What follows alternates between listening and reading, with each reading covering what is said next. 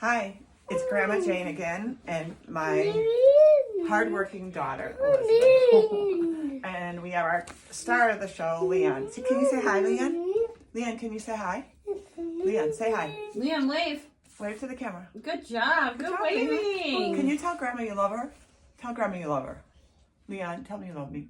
Oh, thank you. Leon, All right, give me a bye, kiss. Grandma. I want a kiss. Come here. Give me a kiss. Wait. Can you say Leon? Can you clap? Good job. All right, bye, Leon. Have fun. He's going off to play with his cards. So, anyways, we were talking about the bed, and when her social worker said that she paved the way for the state of Wisconsin. I am so proud of her.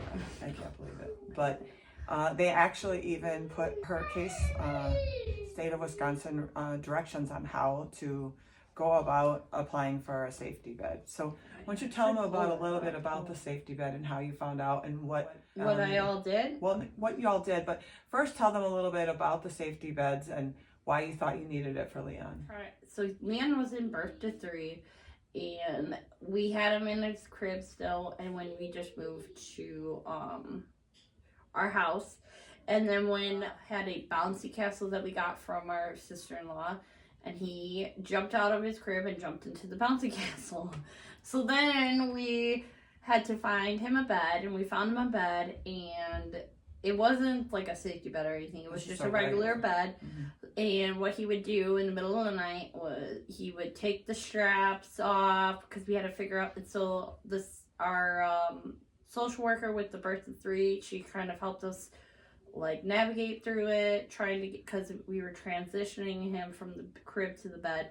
So we had to like strap the bed to the frame, and then we had to like strap the fitted sheet and all that stuff, because what he would do is he would sleep in between the mattress and the fitted sheet, and then he would take the mattress off the bed and move it around in his room, which I have lots of video of, and it's kind of funny because I'd be like, "Where's Leon? Oh look, there he is. He's sleeping underneath the mattress and the fitted sheet." And he would take the mattress and he would climb up his dresser, the bed, move it around and climb up on the dresser. So we had to bolt it to the wall. And that didn't last long because he unbolted it, and then... So even though he was in his room and he was safe in his room, everything in his room was a danger, no matter what it was. Like they had a camera, so he figured out how to move his toy chest to get high enough to grab the camera and the cords. And then he moved the bed so that he could almost climb out the window. He moved it all around. We took almost everything out of his room, except for the bed. And then we were going to put just the mattress on the floor, and we just had to rearrange his room so many times that it was kind of annoying, actually. So we had the camera in there. He would actually knock down all of the stuff that was on top of the dresser. We had like safety loops on the dresser drawers, so we wouldn't open them. And then eventually he figured out how to open them, and then one time we found him asleep in one of the dressers, almost pushed inside the dresser. And then my dad helped me to get the cords hooked up to the light bulb so that he wouldn't grab on the cords and pull out the camera. I mean, luckily at the time, my husband was working second shift and I was working first shift, that he would stay up with him in the middle of the night if he did get up, and then we would switch. They didn't feel safe, and he just wasn't. And a normal child's room has their toys in it, and it's a place for them to go play. His room looked like it was just empty. It's still kind of empty. All he had in there was the dresser, which eventually they had to take that out because that fell over, and then this bed, but he would move the bed around. So then finally they ended up, I know this sounds silly, but my brothers bought him a human-sized dog bed. And it was really comfy. Oh my gosh, so soft.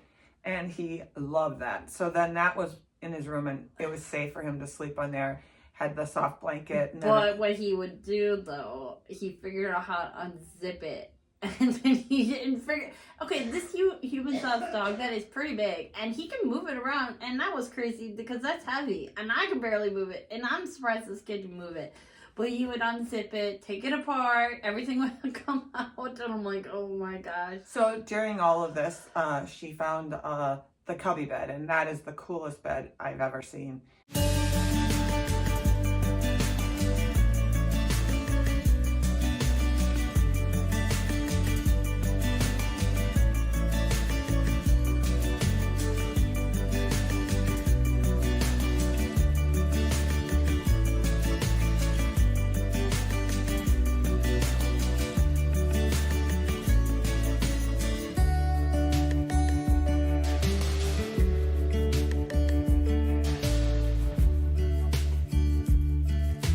So she wanted to see if Medicaid would pay for it, because we're not talking $1,000 for a bed, we're talking $12,000 for a bed.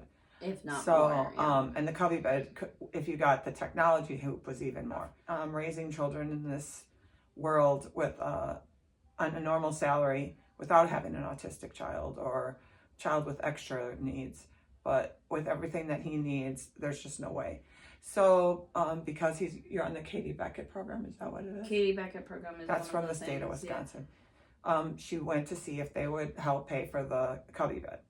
So then, so I found the cubby bed on Facebook. I sent it to my mom, and then I did it. And then I was like, it's kind of expensive. We don't really need all of that. So I kind of looked around first before deciding to even apply, and I found the Z Pod bed.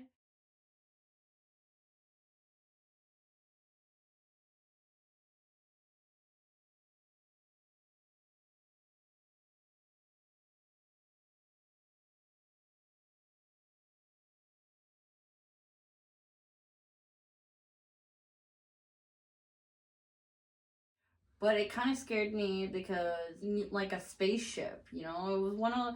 It's like almost what AJ almost like a coffin, when he went to because it was Japan. hardcover, and it scared me the way it looked. But it was really cool. He might have liked it, but it was scary because he could have climbed on top. Well, he still climbs on top of it, but for us, it was kind of scary because it didn't look like there was enough ventilation for him. But he probably would have liked it. But that's like the number one for kids with autism. And then there was the Safe Haven bed that I looked up, which was made of wood. Hi, my name is Aaron with Beds by George. I'm here to talk to you a little bit about our Haven bed series. Now, so I have a zipper, and I simply open one of my zipper slides all the way to the other side, and I have a door that flips up. So the first thing you're going to notice right away is that it is mesh with a wood frame. What you can't see is the fabric is actually not attached to the wood frame. It's actually attached to a tubular aluminum frame. And we didn't agree with that one because of what he did in his crib, because he has pica, and so he bit his crib, so big chunks of wood. So we didn't want that, and plus a dog would probably chew on it, so we didn't want to get that one. Then we looked at the just getting him a regular tent to put over the bed. We saw some at IKEA, and we're like, this is not sturdy enough for Leon. Don't you remember that? And we're like, oh no, Leon's gonna break it or something. So we're like, no. So we kind of settled, or you kind of like the cubby bed. So she went to Medicaid and started the process, and this was probably 2 years ago at least. I went in on their website. I followed their directions to a T. They had how to talk to Medicaid, what to write. So I wrote this huge letter. I sent it to his doctor. So I got a prescription from his doctor. I talked over with his doctor the different options. We both agreed the cubby bed would be a good fit. We talked to his therapies. So he was actually in school. He was at the BEE Center, which is a 4-year-old kindergarten. And so I talked to his teacher and got a letter from his teacher. I got a letter from both the therapists, the occupational and speech therapists. And then a couple more letters. His doctors. But then, so when we applied, we had to do both of our insurance. So he has both regular insurance and Medicaid at the same time, because you have to have two. So we applied for both. We got it done. So one of their things was they would ask you questions on why you want this bed. And so one of the things that they asked was this: what if we, instead of giving you the bed, why don't we pay for someone to stay at your house while he's sleeping? And I'm like, well, you know, Leon, that was kind of, people. so that's part of the things that kind of makes me frustrated with autism and everything having all the red tape with it.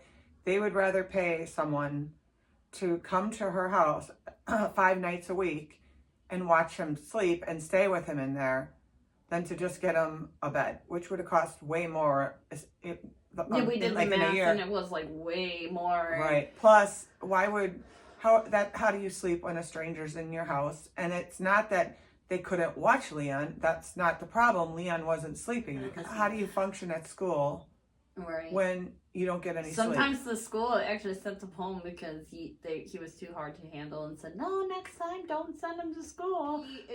So what they do with the insurance, if they ask you a question, they have 30 days to answer your question, and then after those 30 days they can ask you another question, and then they have another 30 days to respond. So one of the things that they wanted me to do, study him. Right? So I had to write down what he did every single night for 30 days. So I wrote down, okay, he was up at this time doing this. And videotape. And then he was up at this time doing camera. this. And he was up at this time doing this. And it turned 7 days a week. He was up 5 times. Same time, 2 o'clock, on clockwork. Always up, running around, banging on the wall, doing whatever he was doing. We had to present that, and then we had to take him to a sleep study. So this is where what she was talking about, how he has insomnia.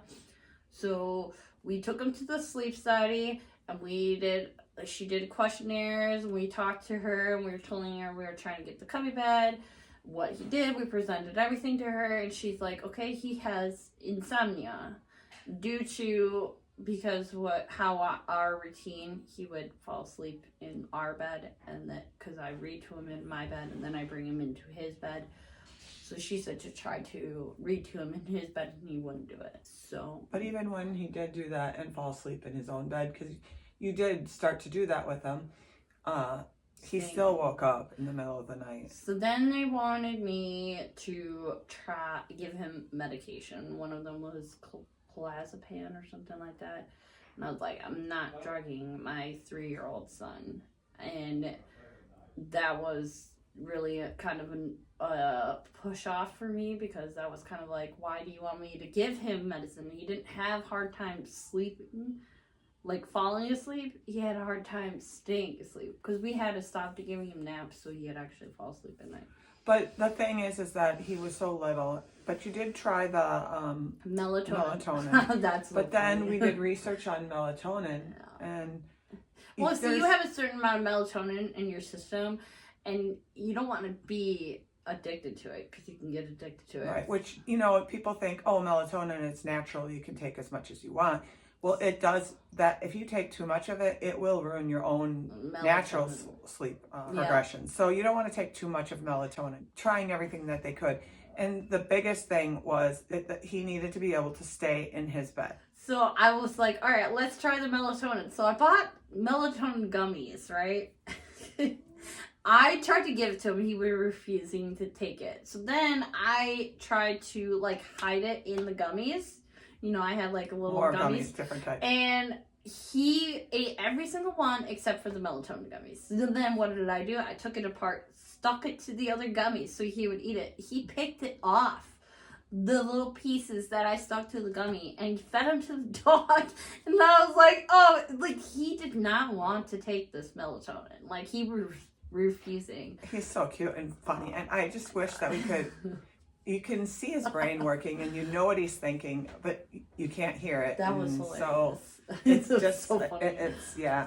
But anyways, kids can lie in bed for quite a while, or even adult. As an adult, in the older I get, but we can lay in bed and try to fall asleep. He doesn't have that ability. If once his eyes open up and he's awake, he's out of bed, running around, doing all sorts of sorts of crazy stuff. Yes, and so it's scary because you don't know what he's going to do, and that's what people just don't understand. This is not a safe place for him to be alone in his room unsupervised for very So long. we did get approved through birth to 3 to have a child lock on the inside of his door, but we eventually had to take it off due to our social worker not liking it and saying that she was going to call DCFS on us.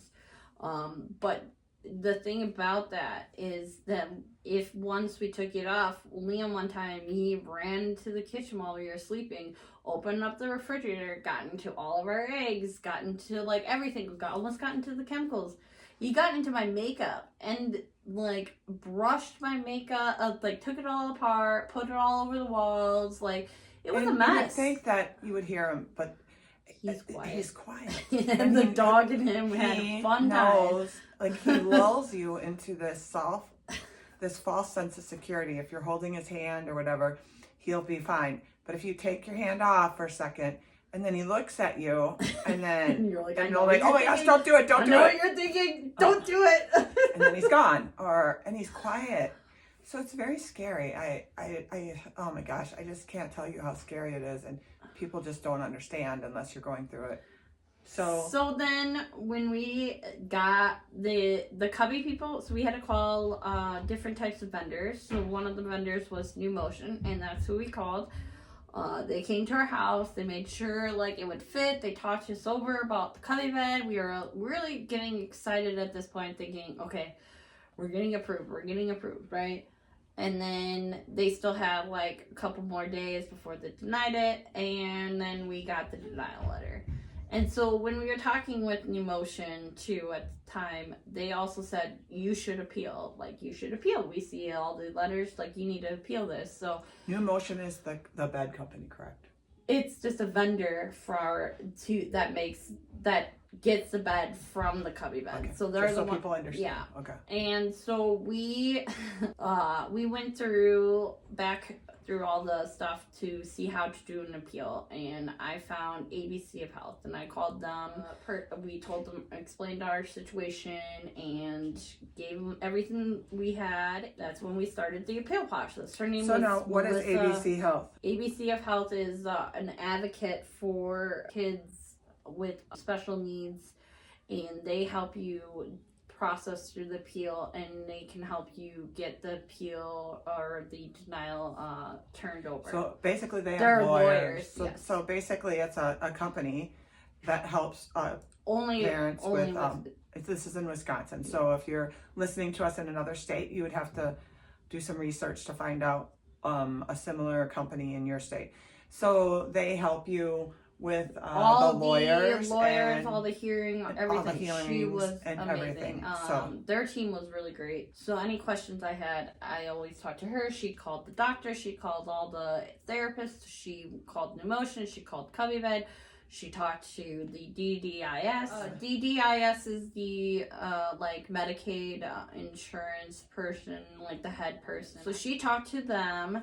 And like during this appeal process, again, they have like 30 days, and they ask you all these questions, and then you have to come back and you have to answer the questions, and then they have 30 days to like give you, like they can ask as many questions as they want, and they have 30 days to like get another question. And so this is just my opinion, but I really feel like they try to make it as much paperwork and as difficult as you possibly can, that you give up. And then once you give up, then they're done. So they can say, oh, well, it's not our fault that you didn't get the bed. You didn't fill out piece of paper 5A correctly, or you didn't follow through with this questionnaire or whatever. So they make it so hard and so complicated, and your life is already just insanity trying to keep your children safe, healthy, and get them to all their appointments, that the majority of people give up. And that's why I'm saying hardworking daughter today, because she did not give up. And that's the thing. What I want you guys to remember, you are the only advocate that your child has. You alone. All these people are going to give you speeches and platitudes and say that they're there for you, but at the end of the day, that Leon is not their child, and they're not going to be the ones sitting in the meetings for you.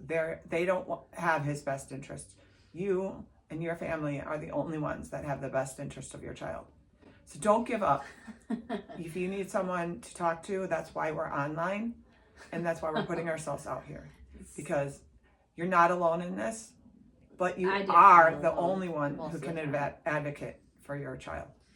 And that was really, one of the things that Medicaid came back was that the cubby bed has killed kids. Though it is true, it's more of user error, not the bed itself. Like, the bed has not been found to, like, have killed kids. It was more of user error. Nothing is going to be 100% safe. So you still have to have cameras in there. You still have to watch him, make sure he's not sick or something actually, going on. You still have to. So it helps, but you still have to be on top. Every single night I go in his room right before I go to bed. But like every night I go in there and just give him a little kiss and then go to bed myself. So you just have to watch even him. While he's still because the reason is how the beds work, and so you'll be able to see that. But you literally lock these kids in the bed. They are locked in, and that's why they don't like it. It's not abuse. They do not like the fact that you're locking these kids in these beds. It's more of safety reasons, and I get it. Like, if there was a fire, but you think that I'm gonna leave my 3-year-old? Well, now he's 5. It's not even that, but the chances of a fire versus Leon getting out of the room, eloping out into the middle of the night, and escaping somewhere, and not being able to tell anybody who he is, where he's from, or getting into a knife or a scissor that you accidentally left out. You could never 100% childproof a house. And the older he gets, the crazier he is. Right. Oh, and so this is safety reasons. So okay, so then Medicaid came back saying that they were not going to approve the cubby bed. They came back with the safety sleeper, and I did not find the safety sleeper, so I had to do some research before agreeing to it.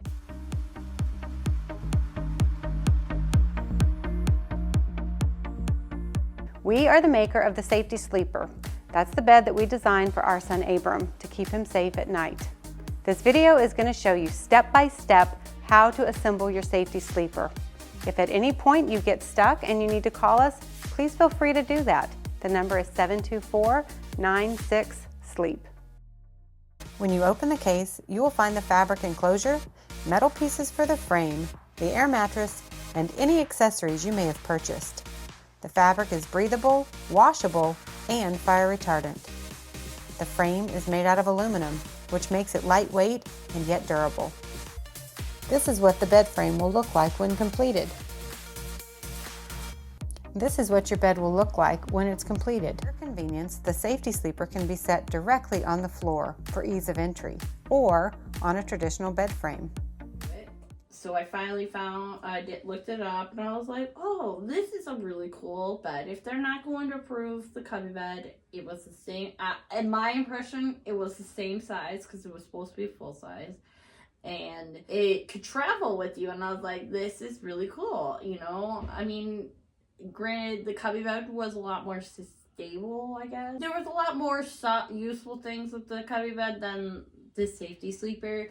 But we had to weigh our options. Like, they're going to approve of this bed, right? So we were like, okay, yes, we're on board. But then right before they were going to answer back, and they were like, never mind, we're not paying for it. And I'm like, are you kidding me? This was before they were going in front of the judge. Then we finally went in front of the judge. We had all of our evidence, like the advocate was helping us, and we went in front of the fair hearing judge, and they were like, okay, where's your proof of this? Well, a lot of kids have died. Okay, where's your proof? Well, they didn't really have proof. So then they said, oh, a lot of parents are trying to get these types of beds. And then they're like, okay, and maybe you should figure out how to, like, re-regulate it or whatever. Finally, like, the judge sided with us. So we were able to get it.